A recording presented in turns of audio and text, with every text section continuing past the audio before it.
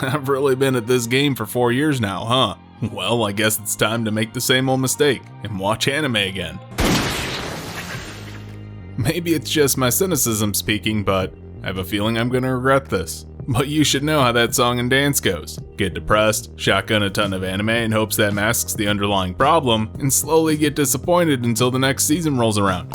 Yeah, I'm aware I'm getting ahead of myself. I still have to pick shows first. So that I did with my most trusted method, creating a bunch of fake identities in Russia under show names, and whichever ended up drafted to terrorize Ukraine were my winners. Well, the good news is, the government over there is incompetent. Anyway, I've got a hell of a roster. Akuyaku Reijou Nano De Last Boss o Kattemimashita is our I can't believe it's not Bakarina this season. Why is that a thing? Birthed by throwing darts at a board to see what gimmick hasn't been used, Tensei Shitara Deshita has our isekai protag becoming a sword to train a cat girl. Uchi no Shishou wa Shippo ga Nai's got a Tanuki trying Rakugo for a laugh. My Hero Academia is back, kicking off the prelude to its final act with an all-out war.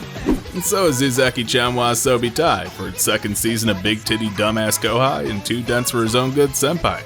Yuusha Partio, Tsuihou Sareta Beast Tamer, Saikyoushu no Nekomimi Shoujo to Deau brings up the whole slavery's cool when it's a cat girl thing Shield Hero flirted with. See Danchi invites us to imagine a world where low-income housing is somewhat safer than it currently is. Shinobi no Ittoki is combining Japan's modern trends of harems and mech suits with ninjas. Looks like I'm not getting away from isekai this season. Kage no Jitsuryokusha ni Naritakute, where the guy tries to be the Final Fantasy style twist villain at the end of the series. Oh fuck me, please. Mob Psycho's back to give me something to look forward to. For all you horny bastards too smelly to get on a plane, Akiba Maid Senso has your maid fantasy covered. How does one get famous with crushing anxiety? Bocchi the Rock has the answer, and it's probably being a cute anime girl. Some people just want to watch the world burn, and that's me with anything Studio A-Cat makes. So let's roast some marshmallows over no minkanren no skill baka, agetetara nazaka tsuyoku natta. Peter Grill Tokenja no Jikan Season 2 is... oh fuck no. Go watch my summer 2020 review for my thoughts on this series. That's as much as you're getting. Wait, what year is it? Bleach is actually back, but butterfly effect bullshit pushed us into this timeline. Oh, looks like Mappa's 18 got stuck on Chainsaw Man, so it's probably going to be anime of the season. And lastly, sticking strictly to the realm of fantasy, Renai flops as a guy getting confessed to by 5 girls at once. So, now he has to choose. Let's see just how these first episodes stack up. First is Akuyaku Reijou. So we've pretty much seen these sort of isekais before. A girl who's obsessed with otome games finds herself inside whatever game she liked, or was playing last. But she's the villainess of the franchise and decides to alter her destiny of being killed, imprisoned, or living in poverty.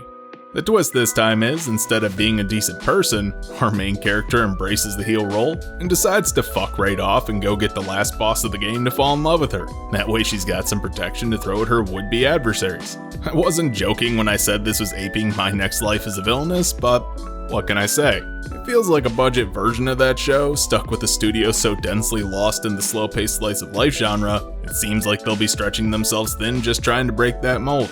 Oh, did I not mention? It's by Maho Films, the same company responsible for Yakunata Mugcut Mo, By the Grace of Gods, and Uchi no Musume.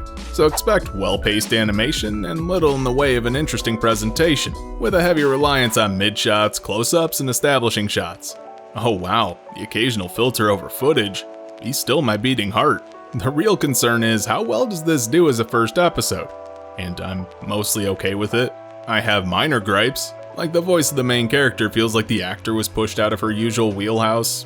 And she is. The jokes are passable, if not predictable, but ultimately I'm finding myself having a hard time feeling strongly about this series.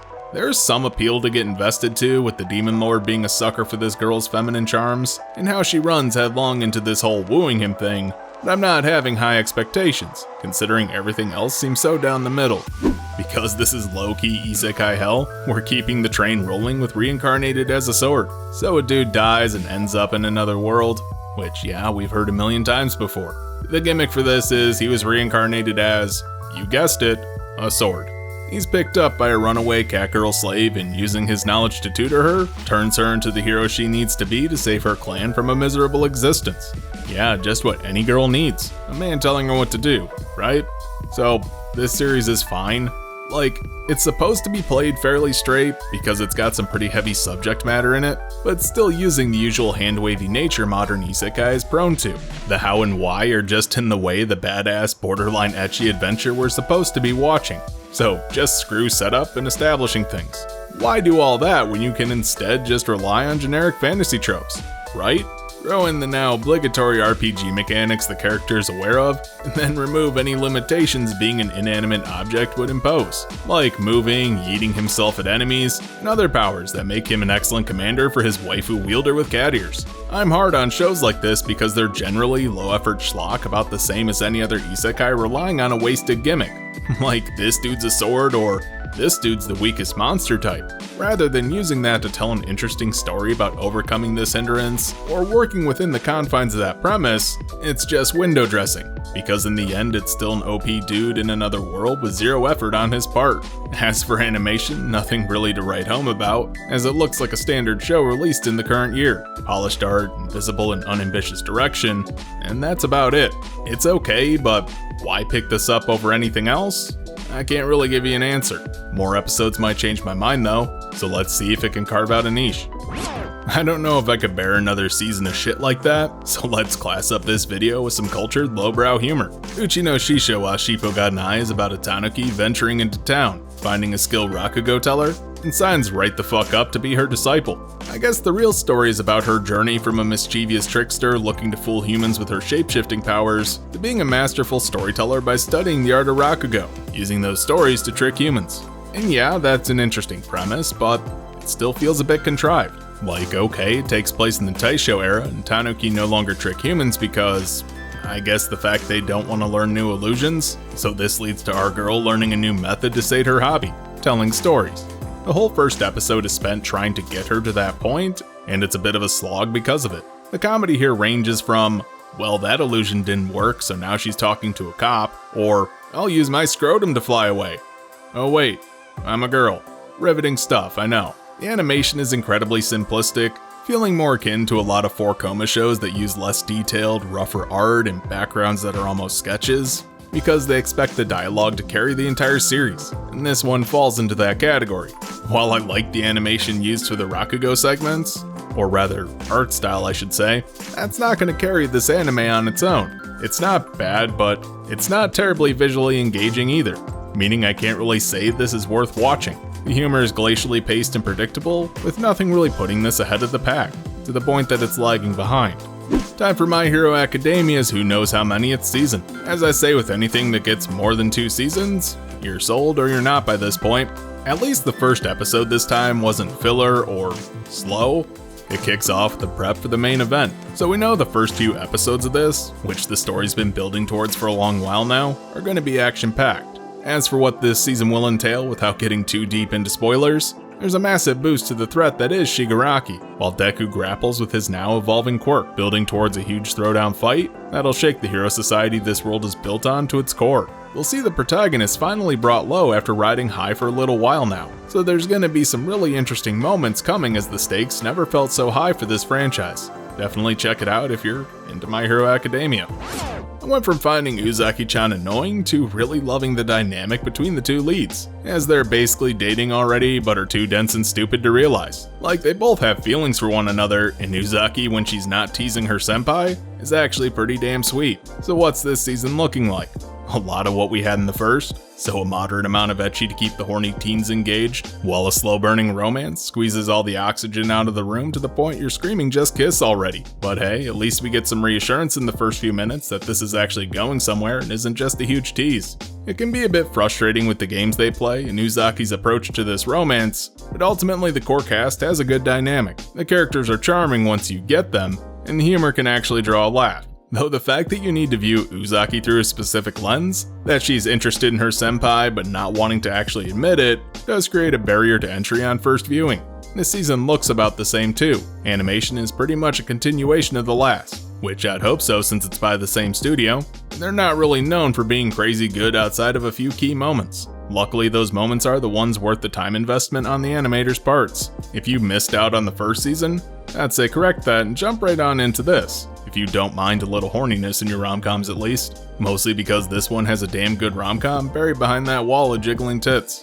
In a wondrous case where the English title didn't translate all the extraneous nonsense, Beast Tamer's next. Settling firmly into our OP protagonist in a fantasy world genre, which is basically isekai if you strip out the actual isekaiing aspect. Though does it still count when it's not him who's OP, but the harem he's tamed? Fuck it, I'll say it is. Anyway, our boy is kicked out of the hero's party after they think he's worthless for only taming animals, so he's just kicking it as an adventurer for a while, until he happens upon a cattier girl he woos so hard, she wants to be his pet. Sounds like any horny otaku's wet dream. But unlike Reincarnated as a sword where the cat girl is weak, in this anime they're super strong. I think the impetus for this one was pretty shit though, where once again, a strong adventuring group suddenly can't realize how important support roles are, and it's extra tedious since it plays up the whole drama aspect for like 2 whole seconds, when the dude's convinced to go become an adventurer by some kids, on top of the world itself lacking any unique characteristics, because we've seen this sort of story before. That makes this feel less like a narrative being told, and more an excuse to have a harem show with some fantasy elements for the girls to show off in. Hell, it sorta gives the game away on that, when the girl throws herself at the guy to be tamed after knowing him for like, less than an hour. The series has a pretty standard presentation, like pretty much anything else out this season, but at least it's got a flow to the story to not be obnoxious to watch. Not that it's really worth watching, because it's pretty much the same as all the other kicked out of the hero party animes. Well, since it's October, time to shift gears and get spooky with Danchi. So a girl lives in a housing complex in a seaside town where some horrible shit keeps happening around her. As it turns out, this island village was home to a tribe of people who were wiped out centuries ago, and ever since, weird things have been happening on the island. But now our main girl is experiencing the brunt of it. But despite that, she's well liked by the people of the complex, and upbeat when things aren't going tits up around her. So, at least she's not gloomy, despite her clearly not being right in the head. I like the characters in this series, as they're interesting little bright spots that contrast well with the horror elements to create a sense of tension and duress, as they deal with all the creepy stuff popping off. It builds mystery and suspense well, getting the audience invested in what's being discovered as they learn more about the island's history and even the secrets of their housing complex. How does this one look though? Well, considering the studio here is predominantly a producer, with only one other anime under their belt as an actual studio, that could raise some red flags. However, new studios tend to put a lot of effort into their first few shows to build a reputation, and the first episode of this is incredibly beautiful, with a strong sense of direction on top of that, using striking angles, framing, and lighting to build the horror mood. Hell, even using something as subtle as an old film grain texture on the backgrounds, adding to this sense that things are off. On that merit alone, and due to the fact that horror is so scarce in the anime world, it would be worth a watch. Mostly because I'm a sucker for a good horror anime, but I honestly think there's gonna be something to this one, so definitely check it out for some horror fun this season. Next, let's take a look at Shinobi no Ittoki. A random middle school kid gets attacked by some ninjas and fends them off. Turns out he's actually the successor to a family of ninjas, which he's just now being told after all these years, and thus gets to go to ninja school. Lucky him. That bitch kind of undersells it a bit, since he comes off as a literal nobody, but his mom had him enrolled in gymnastics and crap, so he had the fundamentals down, but really it seems contrived, so the kid ends up in a death battle with gadgets and shit, along with the ninja training. Why are rival ninja clans still feuding after all these years? Who's funding them and like, needs ninja services? Who knows? Don't think about it and just watch the spectacle. This whole thing kinda kicks off rather randomly with a girl at his school, waiting until his 3rd year there, stepping out of the background, confessing her love, getting him to her place on the first date, stripping down to her underwear and throwing herself at him to lower his guard, so she can kill him. And yeah, like, that raises about 10 questions on its own, because for high-tech modern ninjas, they suck at their job.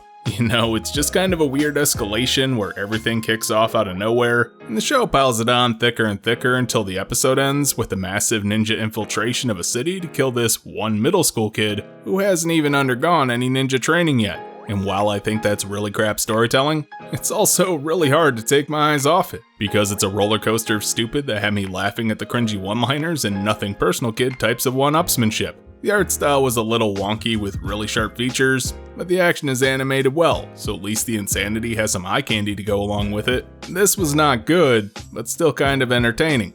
If you can shut your brain off, it's probably worth checking out. Oh hey, it's that time already. That means I'm putting in an ad break right here, unless you're using an ad block or just lucked out and didn't get one. Well, back to more shows. How many damn isekais did I sign up for this season? Too many. Well, here's the Eminence in the shadow. So a guy ends up in another world that's obviously a fantasy world with magic and shit, but rather than being the hero or villain, he strives to be the one pulling the strings behind those sort of farces. Why? Because it's cool. So he creates a fake organization and primes to fight a very real cult in the background for control over the world. The framing for this series is genius. The main dude, who the story is about, is initially presented as a side character. He's an annoying antagonistic person who comes off as game-obsessed and below average, but notably not the point of view character. Why is that smart? If you didn't notice, that's his whole goal. So props on that point for reinforcing the message through that sort of small detail, especially since it's all an act.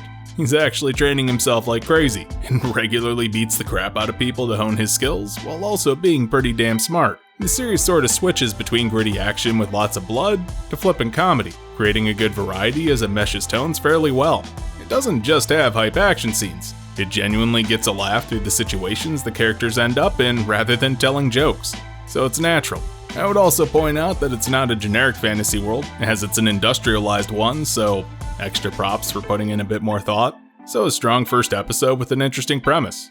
Great. The animation is above average too, with some nice angles, presentation, and smooth action scenes that are well paced. I almost feel these impacts, so it's getting passing marks on each front from me. If you're looking for an isekai this season, check this one out because it's a strong contender. Do we really need introductions for this? Mob Psycho's third season is here, which surprised me. I haven't read the web manga, but honestly, I thought the last season was all we were gonna get. So there's more? I'll take it. So if you've been living under a rock, Mob Psycho 100 is about a young middle school boy who's entirely unremarkable, aside from the small fact that he has some of the strongest psychic powers in the world. Despite that though, he works part-time for a con-man medium who solves people's supernatural problems, and otherwise strives to work hard on his own without relying on his powers to elevate him above others. By the same author as One Punch Man, it resonates a common message, but with its own twist. The humans are still human, and no amount of God-given talent will change that, or make up for lacking personality for that matter. This season is a continuation of the story, with the same stellar visuals and striking style that elevated this series to prominence as an anime. If you're somehow sleeping on Mob Psycho, first you should probably correct that, but at least you'll have 3 seasons to binge when you settle in. Next up is Akiba Maid War to troll the hell out of you, set in the distant past of... fuck, that hits a little too close to home. Our main girl is out to live her lifelong dream of working in the service industry for abysmal pay and Karen dodging. It's okay, it's the height of the .com bubble, so money's flowing free. Apparently in 1999, Akihabara had a fiercely competitive maid cafe scene, and the story here is, a naive girl sets up working at a pig-themed one that's vying to be the best maid cafe on the strip. Sounds cute, right? Wrong. Dead wrong. This show is absolutely off the wall, and I couldn't find tags for it anywhere before it released. And after seeing it, I understand why, because it refuses to fit in a genre. It's completely dead serious in its presentation, but so strange and comedically timed that this for sure feels like a farce. Yeah, that whole being the top maid cafe thing isn't done by customer reviews or profit margins. It's done with bullets and dead bodies. The war in the title here isn't figurative. It's an all-out gang war with girls wearing skimpy maid outfits and pig ears. The thing is, this is pretty damn funny. The triple blood spurts from a gunshot wound, landing exclusively on a bib the girl forgot to take off after eating some ramen, and then following that up with an upbeat song timed to a brutal action scene using idol choreography pretty much cements that. Is it good? Hell if I know, I'm still processing what I watched. But it's morbidly captivating. The art style is a weird mix of harshly realistic, grimy backgrounds with fairly cutesy character designs, juxtaposed with the gritty action that's also insanely detailed and well animated. PA Works really outdid themselves on this anime, and they sure as shit captured this theme's confusion in the art direction. There is no in between with this one. It's either going to be amazing, or collapse under its own weight and be a dumpster fire. Either way, I'm here for it. because it for sure has some appeal. We're gonna have to switch gears after that, so let's look at Cloverworks' latest show, Bocchi the Rock. A girl dreams of joining a band to play the guitar, but the issue is she's shy and hasn't made a single friend. That changes when she happens upon another girl who, coincidentally enough, is looking for a guitar player in a pinch. So Hitori's finally got her chance at her dream. And with that premise, you're probably expecting maybe a drama that's focused on her building her band and going to concerts to overcome her social awkwardness, but this is actually a comedy based on a 4-koma, and to that end, it does pretty well. It starts off fairly strong, setting up the premise with some background, what spurred her to want to play guitar and form a band, and by the time she's in high school, she's actually pretty damn good. Though despite her trying her best to throw up flags of, hey, I play guitar, somebody please invite me to a band, no one's paying attention, so she gets depressed. As for how the plot actually kicks off, it's about as abrupt as it could be, as she's found, pulled into a concert and thrown on stage to perform because she's too shy to say no. The humor is fairly strong, like how she writes songs in her closet riffing on her failings to achieve her dream, or cringes at her own flashbacks. Or hell, when she finally does join a band, she's too shy and just plays from inside a box on stage. Maybe it's because I'm a sucker for self-aware depreciating humor, but it also reinforces her core problem and goal. So I guess I can get away with gushing about it since it's thematic. The voice cast is really killing it in their roles here too. Especially Aoyama Yoshino, who nails the inner monologue of someone going through an introvert's anxiety attack over attention. Cloverworks really excels at slice-of-life stories, mostly because they're a studio who brings settings and characters to life through their animation and direction, and this series has it all on display. I love the fluidity of how it bounces between styles of more normal art and chibi stuff for jokes, on top of incredible backgrounds that bring the world to life. Honestly, a really strong entry this season, so check it out. Firmly back in the fantasy schlock, we've got I've somehow gotten stronger when I improve my farm-related skills. Now imagine someone way too into Harvest Moon and approaching their life in a fantasy world with that same mantra. Our guy maxes out his farming skills and now he's a supreme badass because... reasons? Does it make sense? No, but why should it? Just look at this promo image. It has so many girls, you're gonna be watching it for that reason anyway. So this is pretty standard by now, but game mechanics. So the dude knows his skills are maxed out, which means the pretty much game world gave him some new bonuses that increased his strength. So he's basically God now. And I'm sorry, but that gimmick is beyond wearing thin. No, not just the game mechanics thing, but also the whole random person who's hyper specialized turns out to be stronger than literal heroes. But you know, they couldn't really care less because holy shit, they gotta get their vegetables to market. That whole thing was funny once, but now it's basically the quote-unquote next isekai in terms of trends. I wouldn't care so much if it wasn't basically isekai with less steps. It still has all the same tropes, just now instead of a dude dying to get there, it's just a dude who's already there. I was pretty much ready to drop this after the dude exploded a dragon by throwing a goddamn carrot, and the carrot had the balls to come back like a boomerang. Studio ACAT didn't disappoint. I know it's pretty popular to shit all over 3D elements in anime, but I'm not gonna ignore how bad this looks. This N64 tier dragon swinging around at some paper cutouts? Yeah, it's bad. And it's not because it's 3D, it's because it doesn't match the rest of the show's art style. The fact that it's ugly on top of that just doesn't help its case. Other than the abysmal CG, I'm just gonna skim on over the poorly color corrected stock footage explosions. Yeah, I saw them. I just don't have time to rant about it right now. The characters are often staring into space rather than what they're supposed to be focusing on. It relies on motion lines and zooms to translate speed. And the actual direction is just bland, showing zero ambition. Like the complete lack of tension in this life or death battle with really poorly chosen music that's meant to set the stage for the main dude. Even comedy series need to follow that basic setup, or else the punchline's just gonna fall flat when the farmer finally beats the demon general. Yeah, it doesn't improve from there. So in short, it's bad and go ahead and skip it. Oh, now this takes me back. I started watching Bleach when I was in high school, so 2006? Or maybe it was 2005. Who knows, it's not really important. But what's there really to say here? This is an iconic franchise that rocked the shonen charts back in its heyday, and it's incredibly nostalgic for me personally. Seeing it finally get a proper ending after 10 years off the air, and 6 after the manga's ended, has me pretty damn stoked. This is essentially the arc where things happened, and while I like it a lot, it has problems. Quite a few actually, like a rushed ending and dangling plot threads. The good news is this is looking to be 4 cores, so maybe the anime adaptation could correct some of those issues. like pacing, since it's so long after the series wrapped up. I don't really know what else to say, except expect a lot of fan service this arc. Less boobs and more hyped moments to please fans. Oh, and for sure, a lot less filler content. I have a feeling we're gonna see a completely different side of Bleach, now that it's not bound by the endless weekly turnaround only a few chapters behind the manga. With the director of Akudama Drive and a fresh staff behind this series, I'm excited to see how Bleach will change, especially in the face of the shape of shonen in the last decade. And after this first episode, it's definitely looking like it's for the better.